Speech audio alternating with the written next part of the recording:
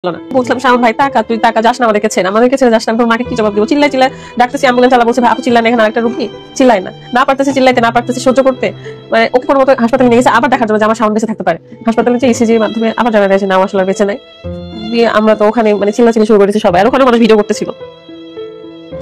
আমি আমার শাওনকে বাঁচাতে পারিনি। হাত পা ভেঙে যায় তো চিকিৎসা, ভালো চিকিৎসা দিতাম সবাই মিলে, তাও যদি বেঁচে থাকতো। আমাদের নেগেটিভিটিটা হয়তো ছড়াচ্ছে ভাই আমাদের ফেক পেজগুলোর জন্য। সবাই মনে করছে যে আমরা অনেক করে পোস্ট দিচ্ছি, অনেক ইয়ে করছি টাকা ইনকামের জন্য। নিকট আত্মীয় হারাইলো, আবার অভিযোগটাও তো মানে শুনতে হইতেছে। এখন সবাই আমাকে দায়ী করছে, কোনো না কোনো ভাবে আমার সবার কথা শুনে নিজেকেই দায়ী মনে হচ্ছে এখন, যে আমি কি আসলে দায়ী। তাই সে যদি আমার সাথে না যেত ট্যুরে তাহলে তো সে বেঁচে যাইতো। How accident happen brother? আমরা রাঙামাটি থেকে কিন্তু কক্সবাজার গেছি, কক্সবাজার 3 দিন থাকছি। থেকে কক্সবাজার থেকে ঢাকা যাচ্ছিলাম, যেন আমরা ঢাকায় এক রাত থাকবো, তারপরে রাজশাহীতে যাবো, এভাবে গ্যাপ দিতে চাচ্ছিলাম। তো কক্সবাজার থেকে চট্টগ্রামের রাস্তাটা সম্পর্কে সবাই জানে যে খুবই খারাপ। ইদানিং তো আমি দেখতেছি এখন আন্দোলন করতেছে হয়তো আমাদের অ্যাক্সিডেন্টের পর থেকে, যে 6 লেন করবে রাস্তাটাতে। প্রত্যেকদিন অ্যাক্সিডেন্ট হচ্ছে, একসাথে কিছুদিন আগে 5 জন মারা গেছে একই পরিবারের। ঈদের সময় 35 জন মারা গেছে। আবার রেগুলার লবণাক্ত একটা বলতেছে যে লবণ পানি রাস্তার উপরে যায় ট্রাকে করে, এই জন্য হয়তো রাস্তায় আরো বেশি অ্যাক্সিডেন্ট হয়। তো আমাদের যেখানে অ্যাক্সিডেন্ট হয়েছে সেখানে আরো অ্যাক্সিডেন্ট হয়েছে এর আগে, আমরা পরে জানতে পারি, এটা পুলিশরাই বলেছিল। তো যাই হোক, কক্সবাজার থেকে রওনা হয়েছি, প্রায় 50 কিলো প্লাস চলে আসছি। 97 কিলো আপ করছি, মানে আমাদের যে পয়েন্টটাতে অ্যাক্সিডেন্ট হয়েছে ওখান থেকে চট্টগ্রাম ছিল হচ্ছে 57 কিলো। আচ্ছা হ্যাঁ, তার আমরা একটা পেট্রোল পাম্পে দাঁড়াই, 4টা বাইক, টোটাল আমরা 7টা বাইক ছিলাম। তো পেট্রোল পাম্পে ও গাড়িতে তেল উঠাবে তাই দাঁড়ালো, তখন দেখলাম শাওন যাচ্ছে। তো শাওন আমি আর একটা বাইক দাঁড়াইছি, 3টা বাইক পেট্রোল পাম্পে দাঁড়ানো হয়েছিল। আর বাকি বাইকগুলোকে বললাম তোমরা যাও সামনে, আমরা আসতেছি। তো ওরা সামনে চলে যায়, আমরা হচ্ছে তেল নিলাম। শাওন 1 বোতল পানি খাবে, তো পানি খেয়ে অর্ধেক রাখছে, তখন আমি ওটা খেয়ে শেষ করলাম। তো আমাকে বললো তাড়াতাড়ি উঠেন ভাবি, যাইতে হবে তাড়াতাড়ি। আমরা উঠে রওনা হলাম, আমরা সামনে আর শাওন পেছনে, তার পেছনে একটা বাইক। তো এদের হেলমেটে 3টা হেলমেটে ডিভাইস লাগানো ছিল একে অপরের সাথে কথা বলার জন্য। শাওনের হেলমেটে, ওর হেলমেটে, আর একটা ভাইয়ার হেলমেটে। তো ওরা কথা বলতে বলতে হঠাৎ করে ডিসকানেক্ট হয়ে যায়। মানে পেট্রোল পাম্প থেকে 2 মিনিট আমরা মনে হয় সামনে গেছি। আমরা না সামনে না, আমি রোডের ওই পারে আর ও হচ্ছে রোডের এই পারে। ওটা কিন্তু আমাদের ডিভাইস 2 কিলো পর্যন্ত ব্যাকআপ দেয়। তো যখনই রাস্তার ওই পারে গেলাম, আমি বলছি শাওন আসো, তো ওর আর কন্ট্রোল আসতেছে না। তারপর আমি আবার মাথা ঘুরে আবার বলছি শাওন আসো, তখন আবার কানেক্ট হয়েছে। হওয়ার পরে আমি বলছি শাওন তাহলে চলো একসাথে আগাই। বলতে ভাইয়া টানো তুমি। তো আমি বলছি আচ্ছা ঠিক আছে, কথা বলতে আসো। এই বলে আমি একটু সামনে যাই, মোটামুটি হয়তো বা এখান থেকে আপনি 30-40 হাত দূরে। আমি আবার বলছি শাওন আসো, একটু পর পরে আমি এটা জিজ্ঞাসা করি শাওন আসো, কারণ শাওন সবসময় পিছিয়ে থাকে আর আমরা সবসময় এখানে সবাই থাকে। আর আমরা 3 ডিভাইস মিড দিলে যে থাকে ওনার ডিভাইস, আমার ডিভাইস আর শাওনের ডিভাইস যেভাবে থাকে। আর আমরা সবসময় একটা রুলস মেইনটেইন করে চলি যে আমরা সবার প্রথমে, তারপরে নাম্বার অনুযায়ী থাকে। আমরা কোনো যদি স্পিড ব্রেকার দেখতে পাই, হাত দেখাই বা সিগন্যাল যেগুলো থাকে আগে, সেগুলো সবসময় মেইনটেইন করে চলতাম। তো ওই সময় যেহেতু একটা গ্যাপ পড়ছে পেট্রোল পাম্পে, তো ওরা সামনে গেছে, আমরা তো 3 বাইক পিছনে ছিলাম। তো আমার কাছে 2টা 5-এ কল আসে। এর ভিতরে যখন আবার আমার ডিসকানেক্ট হয়ে গেল, মানে বারবার করে ডিসকানেক্ট হচ্ছে। তো তারপরে আমি বলছি শাওন আসো, এটা বলার পরে আমার কাছে স্পিড ব্রেকার চলে আসে। আমি স্পিড ব্রেকারটা খেয়াল করি না করে আমার রয়্যাল গাড়ি ছিল, তো ওটা তো অনেক ভারী গাড়ি। তো প্রথম 2টা স্পিড ব্রেকার আমি কিছু বুঝিনি, তৃতীয়টাতেও আবার 3টা করে, মানে তিনটা করে স্পিড ব্রেকার। তো ওটাও আমি পার হয়ে গেছি কোনো মতে, হ্যান্ডেল একটু কেঁপে উঠছিল, ও একটু ইয়ে হয়েছিল, দিয়ে আমরা পার হয়ে চলে গেছি। 1.5 মিনিট বা 2 মিনিট হয়তো বা স্পিড ব্রেকার পার হয়ে যাওয়ার পরে আমাদের কাছে ওর কাছে ফোন আসছিল যে আপু, তখন একটা আপু ফোন দিয়েছে পিছনের বাইক আর কি, কল দিয়ে বলে আপু তাড়াতাড়ি আসেন, এখানে পড়ে গেছে, মাথা ঘুরে মানে জ্ঞান নাই। আমি বুঝতে পারিনি যে কি হয়েছে, হয়তো কেউ বাইক নিয়ে পড়ছে এরকম, কিন্তু অ্যাক্সিডেন্ট আমার মাথাতেই নাই। পিছনে 30 সেকেন্ডের মধ্যে স্পটে চলে আসছে। এসে আমি আমার শাওন আর সোহাকে খুঁজতেছি, মানে শাওনের সাথে আমার ফুফাতো ভাই ছিল 2 জন R15-এ। তো গাড়িও নাই, ওরাও নাই, দেখি যে গাছের সাথে বাইক ভেঙে পড়ে আছে, গাছের সাথে লেগে নিচে।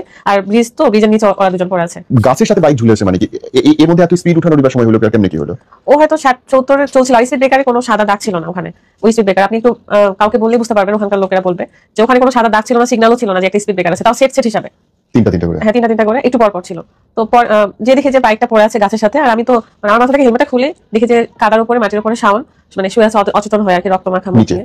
হ্যাঁ, কান দিয়ে, মুখ দিয়ে না, কান আর নাক দিয়ে রক্ত বের হচ্ছিল। আমি তো চিৎকার করে ছুটে গেছি, যে বলছি যে শাওন কি হয়েছে। শাওনকে ডাকতেছিলাম যে শাওন উঠো, কি হয়েছে তোমার। আমার ওর চেহারা দেখার সাথে সাথে ওর মায়ের কথা মনে পড়তেছিল, যে আমি ওর মাকে আসলে কি জবাব দিব বা কি হয়েছে। আমি তখন ওকে টেনে, সবচেয়ে খারাপ ভাইয়া যে ওখানে যতজন ছিল ব্রিজের উপরে কেউ নিচে নামে নাই। আমি সবাইকে ডাকছি যে প্লিজ আপনারা আসেন, এসে ধরেন। কেউ আসে নাই, কারণ আমি আর রাত ছাড়া ওখানে কেউ ছিল না। এমনকি সোহাগ নামে যে ছেলেটা ছিল আমার শালা হয়, তো ওর বাইকের পিছনে ও মানে ওইটুক সেকেন্ডের মধ্যে মনে হচ্ছে যে সুস্থ হয়ে ওকে, কিন্তু ও হামাগুড়ি দিচ্ছিল, ও অনেক আঘাত পাইছে, গায়ের ব্যথা ইয়াতে মানে পড়ে যাচ্ছে। ও 2বার উঠাতে লেগে একবার গাছের কাছে যে পড়ে মানে চোখ মুখ বন্ধ হয়ে গেছে, আবার ওইভাবে উঠাই উপরে দেও আবার পড়ে গেছে ওইখানে। তো আমরা ওই শাওনকে, আমি আর আরেকটা ভাইয়া ছিল, হেল্প করার মতন কেউ নেই, সবাইকে দাঁড়িয়ে ছিল। আমি ওখানে এত চিৎকার করে ডাকছি যে ভাই আসেন, হেল্প করে নাই। তো আমরা নিচে উপরে নিয়ে আসছি, এসে ওর শার্ট আমি নিজে খুলে ওর বুকে আমি মাথা দিচ্ছি যে আসলে ওর হার্টবিটটা ছিল কিনা। তো প্রথমবার যখন কান দিই তখন পাইলাম ধুক ধুক হালকা করে ধুক। তারপরে আবার কান দিলাম, তখন মানে ছিল না। তারপরে আমি বুঝে গেছিলাম যে ও আসলে বেঁচে নাই। দিয়ে চলন্ত অবস্থায় অ্যাম্বুলেন্স আসছে, অ্যাম্বুলেন্সকে থামায় আমরা ওকে উঠালাম। আমি ওকে বারবার তুলে আমার হাঁটুর উপর রাখতেছিলাম অ্যাম্বুলেন্সের মধ্যে, দিয়ে ওর রক্ত আমি সব মুছে দিচ্ছিলাম ওখানে। যে ওর মধ্যে আমাদের টিমমেট গুলো সবাই চলে আসে, বাট ওখানকার একমাত্র অ্যাম্বুলেন্স যে ছিল মানে পরবর্তীতে উনি সবচেয়ে মানে আমাদের জন্য অনেক হেল্পফুল একটা লোক ছিল। অ্যাম্বুলেন্সের মধ্যে আর হার্টবিট ছিল না। শাওনকে আমি বলছিলাম, শাওন ভাই টাকা, তুই টাকা যাস না, আমাদেরকে ছেড়ে যাস না, আমি তোর মাকে কি জবাব দেবো? চিল্লাই ডাকতেছি, অ্যাম্বুলেন্স চালা বলছে ভাই আপু চিল্লাই না, এখানে আরেকটা রুগী, চিল্লাই না পারতেছে চিল্লাইতে, না পারতেছে সহ্য করতে, মানে ওকে কোনো মতো হাসপাতালে নিয়ে গেছে আবার দেখার জন্য যে আমার শাওন বেঁচে থাকতে পারে। হাসপাতালে যে ইসিজির মাধ্যমে আবার জানা যায় যে না আসলে আর বেঁচে নাই। দিয়ে আমরা তো ওখানে মানে চিল্লাচিল্লি শুরু করেছি সবাই, আর ওখানে মানুষ ভিডিও করতেছিল। আমি আমার শাওনকে বাঁচাতে পারিনি। আপনার সবচেয়ে নিকট আত্মীয় মারা গেল এবং এখানটা দোষ হইতেছে আপনার যে আপনি কেন এই ট্যুরে মানে শাওনকে আমি 13 তারিখের দিকে আমি বলছি যে শাওন তুই যদি সরকারি চাকরি পাস তাহলে শুধু আমাকে ছেড়ে চলে যাস, আর তাছাড়া তোর যদি কোনো সময় মনে হয় যে তোর এত টাকা লাগবে আমি তোকে সবকিছু দিয়ে দিব, যত টাকা বেতন লাগুক আমি দিব, কিন্তু তুই আর সোহাগ অন্তত আমাকে ছেড়ে কখনো যাস না। তো ও তখন বলতেছে ভাই আমি কখনো তোমাকে ছেড়েই যাবো না। এমনকি যে ছেলে কোনোদিন মানে ছুটি চায় না, ওই 13 ছুটি চাইছিল আমাদের কাছ থেকে, ভাই আমাকে 7 দিন ছুটি দিও। আমি বলতেছি যে সোহাগ, শাওন এই শুক্রবারে 2টা প্রমোশনের কাজ আছে ঢাকাতে ভাইয়া, একটু বড় অ্যামাউন্টের, তো হচ্ছে এই শুক্রবার পরে ছুটি নিই। তো বলছে আচ্ছা ঠিক আছে ভাই, কিন্তু এই 7 দিনের ছুটি দেবো আজীবনের জন্য নিয়ে দেবে এটা ভাবতে পারি। বোন নিকট আত্মীয় হারাইলো, আবার অভিযোগটাও তোমাকে শুনতে হইতেছে। ওর আব্বু আম্মু আমাদেরকে এখন পর্যন্ত একটা অভিযোগ করেনি, বরং তার আম্মু সেদিন রাতে কবর দিয়ে আসার পরে বলতেছে। তারপর আমি অ্যাম্বুলেন্সের মধ্যে যখন আমি ওটা নিয়ে মেডিকেলে যাই, দেখছি ওর পকেটটা উঁচু হয়ে আছে, তখন দেখি আমার 16 প্রো ম্যাক্স, ওর আইফোন আর আলট্রা ছিল, আমাদের 3টা মোবাইল ওর কাছে ছিল, 3টাই অক্ষত অবস্থা, কিছু হয়নি।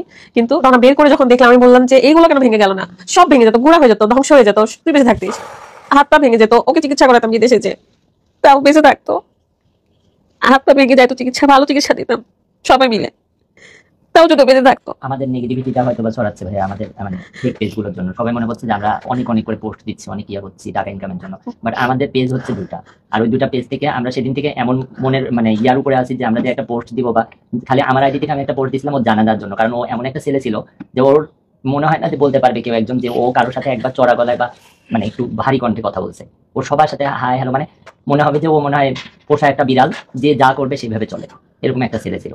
এবং আমাদের মানে সিঙ্গার ইতিহাসে সব জানাজায় সবচেয়ে বেশি মানুষ হয়েছে ওর জানাজাতে।